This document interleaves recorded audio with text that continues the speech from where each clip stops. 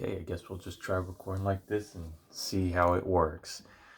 Alright, what is up, people? We are continuing on with some more horror reviews. Of course, now going through the Elm Street franchise. We are now up to Dream Master from, what was it, 1988 that this one was released. It is, of course, the follow up to The Dream Warriors, which was a very big success for the franchise. And going into this one, yeah, fast track to, of course, make a new sequel given the success of that one. And this one was relatively well received for the most part and has been over the years. But just jumping right on into it, how did you feel about The Dream Master? Well, I think the both of them. I think I like Dream Warriors a little bit better. Dream Master was weird, especially the end sequence. That was really like Mm. screwed up. Yeah, yeah, it was a very bizarre type of way to Mm-hmm. kind of. I mean, it's kind of like from here on. Honestly, it's like the way that sort of the defeats of Freddy get kind of they get kind of weird and like well, how does that work? Does this mean it's odd that way? But yeah, for me personally, I always thought it was a solid film, but not the best. There's really only three films I feel like overall out of this franchise that I truly are feeling like are great. They kind of work as their own trilogy in a way, but we'll get to that point. Right. So yeah, this one now this is where people really started to refer to Freddy, especially like later on and going back and realizing it's like this is where Freddy's very like MTV. Like he's just very he's cracking more jokes. He's more like like this was like where he was like really ingrained in pop culture. Like people are like going to see Freddy, be like, oh yeah, I want to see Freddy Krueger, and just showing up and doing all kinds of things, promotional items all over the place. So the franchise was pretty bonkers at this point in time, and they really only get a little bit more wilder within these next couple of films. Like this next one, for instance, is going to be very it's going to be very interesting to see. Yeah. The like, synopsis there yeah, is. like Halloween and Friday 13th before. This is the fifth entry where things kind of just take that nosedive a bit, and Well, so yeah. I guess we'll see what happens, but it's an interesting concept, at least based on the little description. yeah. Now at the start of this film, you realize that the Kristen girl, that's not actually Patricia Arquette, obviously. That's actually Tuesday Knight, who had replaced her for the star of the film, because as you see, the other two survivors, Joey and Kincaid, from the previous film, they get offed off pretty early on. And Tuesday Knight was actually the girl who sang the song at the beginning of the movie. Huh. Yeah, yeah, people would say that she's kind of, I guess, like the inferior version, of course, and plus you don't get a lot of screen time with. Now, how do you feel about the characters from the previous movie dying so early on? Did you feel like that was justified? Like, did you feel like, Not really. It was disappointing. Really sad. yeah, yeah, it's kind of like it's like an Alien 3 situation where where you have these characters from a previous film that you really like, and you're just like, fuck, why they kill them off for? Or It's a certain other sort of franchise in more recent memory that did a few mm, sequels, and well, we'll just leave it at that. yeah, perhaps.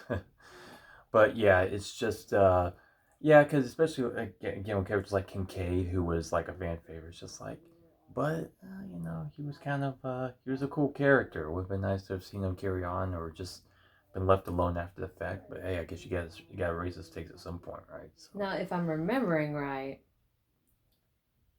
he, I mean, that one was sad because like he was in his dream and then he died in his sleep and then his dog came up. It was like all sad and shit. Or am I misremembering the two movies? no, he had this dog with him, and yeah, the dog was there with him in bed, and as he woke up dead, I guess you could say. But yeah, the dog was there, but the dog's fine. Yeah. Although, very interesting point that people would bring up is that the resurrection of Freddy in that film is the fact that the dog pissed fire. Yeah, that was. Yeah, I remember like you don't having see, that reaction. you Like, don't damn, you don't see son. something like that very often. I mean, No. Jason got brought back by lightning, But this but is. this. Yeah. Yeah, I mean, hey, I mean, if Freddy's gonna find a way, he's gonna find a way, even if the dog has piss and flames. I don't. It's it reminds me of if you've ever seen Eddie Murphy's follow up to his stand up special, the one he did Raw in 1987, and there's like a part of it where he said he's talking to a doctor, and he's like hey, it's like burning when I piss and shit like that. He's like let me he's imitating the doctor's like, so you're getting a burning sensation when you urinate? He's like, no, fire, shoot at my shit. Like it's just burning so badly, and that's what it makes me think of. It's just I got yeah, you. this dog must have had a bad bitch on the side somewhere. That's what Well, that's what caused it to happen. I suppose. Now, how do you feel about the kills in this film overall? Did you feel that they were a good follow-up to the previous film, or do you feel like they were perhaps a bit lackluster? If I'm being honest, I'm trying to remember them. But Well, you had the one I girl with the remember. asthma in the classroom. Oh, He gave yeah, her okay. the kiss of death, if you will, where you Yeah, that literally was. sucked the life out of her. So there was Yeah, that. that was bizarre and freaky, and like, you hope you never see something like that. Having such an asthma attack that, you know, they pass away. So, I mean, obviously it was Freddy doing that to her, but you know what I mean. Because that's kind of a semi plausible death on its own. Well, yeah, I mean, yeah, there's always kind of thing with Freddy is that typically he'll kill them in certain ways or something to where it's like it plays into the real world situation where the adults don't believe them, and it just kind of caught situations like kids in the previous one, like whether he jumps off the ledge of the building or That whatever. was pretty cool. You know, so it's kind of like the mind games he continues to play with people, of course, and also just playing with the idea that he plays on people's deepest fears or Okay, other but certain situations and the makes sense. waterbed, What, the wet dream? What? that was an interesting, like, well, It's one of those. concept visually at least. Yeah, it's one of those things where we've seen kills in the franchise where they'll have like real world effects. Like you go back to Johnny Depp in the first movie with the blood and everything. The parents saw that and stuff, and obviously you can see residuals in reality. But that is one in particular where How do you explain he that? he killed him in his dream, sure, but how is the waterbed sealed and he's submerged inside? It's one of those like ones where it's kind of like, should it be like completely concealed and him be in it, or should it have been just like how do you explain that one? Is that just his magic, or is that like? I don't know, because I mean, Because I gotta mention, yeah, the parent sees as that. the parent trying to figure that out, I was like, what the? Yeah, and they're like, it's like the first reaction would be like not it's like not as my kid did, but what the fuck did you do? It's like, what are you doing in there? How'd you do it? It's just not conceivable. You know what I mean? If you know a waterbed, it's just a person cannot get inside the thing. Well, who knows? Maybe it's one of There's those not a life. way to Maybe get in. I don't know. Through some life hack, I guess. Maybe it could be possible. I don't know. But yeah, I mean, but as far as like the one-liners, like "How's this for a wet dream?" It's a good one-liner and it works very well. And Yeah. there are other ones like with the brother that dies, where they're fighting the invisible Freddy, which is that was a really neat idea too. yeah, it's interesting. But I think they had something else planned, but probably either due to some kind of constraints. I don't know if it was like budget or something. I think they were going to do something else, but they just went with an invisible Freddy, which I guess you could say is interesting, but at the same time, kind of like lacking, obviously, because it's like, well, I mean, literally, you just can't see Freddy. His glove flies at him, and it's like that's that. And Yeah, that's punches. kind of. It's just kind of like, well, you know. I would say though, perhaps the most like iconic kill and the most clever of this is obviously the one with the girl, in the Roach Motel. Like he Oh, that one turns was her just into a bug, and then she just like he leads her into like this Roach Motel, and she continues to turn, and you see her face like peel off, and he crushes it at the end, and that's a pretty intense kill. You break that one down, you're just like, I would not want to be with her in that situation. yeah, and Like that then sucks. in the real world, uh, what do you make of that? I mean, you must be tripping balls looking at it like, what the am I looking at? Yeah. Legit. Mm-hmm. Now, okay, so now let's talk about the main character Mm-hmm. of this film as the protagonist. You have Lisa Wilcox, who plays Alice in this film, and and as the deaths occur, she kind of so like at the beginning of the film when Krista dies, she kind of absorbs her powers, where in a sense, and like after that, she gains the ability to gain like aspects of each person that dies, in certain ways, and so by the end of it, she's kind of like a dream warrior, where she kind of has more abilities and she can kind of fight Freddy on her own. How do you feel about that character overall in this film as a protagonist? That was like weird but interesting at the same time. Hmm. You know, the whole gaining the powers thing. Because you see her in going to school and all that and changing along with it. So I'm like, okay, well, maybe it's kind of for the better, at least in the real world when she's at school. But it was kind of, well, I guess you could say ridiculous looking by the end when after she got the last girl and she's wearing like the leather and stuff. I'm That's like, yeah, but that's it's but that's just just so very weird. '80s though. I That's just a know, I trope of the know. time, because you had like the little montage of It her, was and it's ridiculous. just like, I mean, it's got charm to it at this point. It's like you can't really help but Yeah, just I like know. kind of go with it. So very 80s, I know. uh, yeah, so I feel like she is a pretty solid character. I would say though, despite the next one being a weaker film, I would say her performance is actually better. I will say that. Okay. At least the last time I've watched some, that's what I feel. Because I do feel like her performance in this one, it's not really bad. I don't know if it was really just kind of the writing or like how her character was. She of course is kind of reserved in a sense, so she's kind of pulled back, so you don't really get a whole lot of like that much personality. I feel like though she is like ramped up a bit by the next one, I feel like she comes across as stronger, to be honest with you. So maybe Right. you'll see what I'm talking about. But Yeah. but all in all, yeah, she actually is a pretty decent character.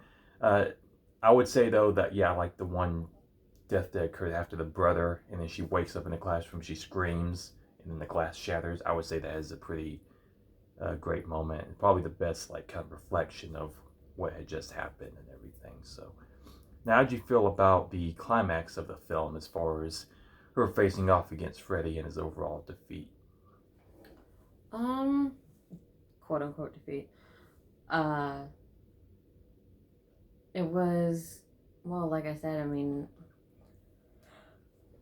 I suppose it was interesting knowing that she had those, more unique abilities to try to help her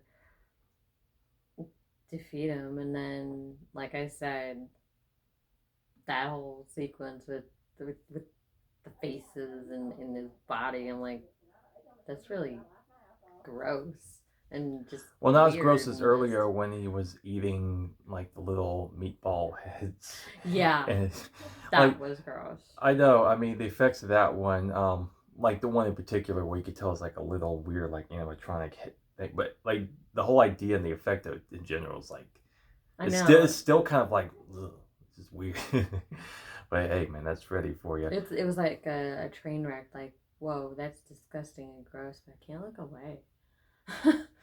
Yeah, pretty much. And so yeah, she defeats Freddy, and by playing on the idea that evil sees itself, so she holds up a piece of mirror and sees its reflection, and it causes weird ripple effect in his body, where all like the souls of the people he just killed and stuff are like ripping out of him and shit. You got arms and just like, Yeah, and then by the end, that like was his the gross part. skull rips in half, and just like, at one point you see boobs like on the inside, like, and the effect of that one was like, if you looked at the behind the scenes, it really was like a giant, like probably like about as tall as this room, of like that material, like what looks like his chest and everything, literally having people like press up against like this latex kind of thing, and to create that effect and everything. It's pretty gnarly to watch, but yeah, I mean, so that would be the end of that film. So, what about like Robert Englund's performance overall? Like, how you feel about the more comedic side of Freddy in this one in particular?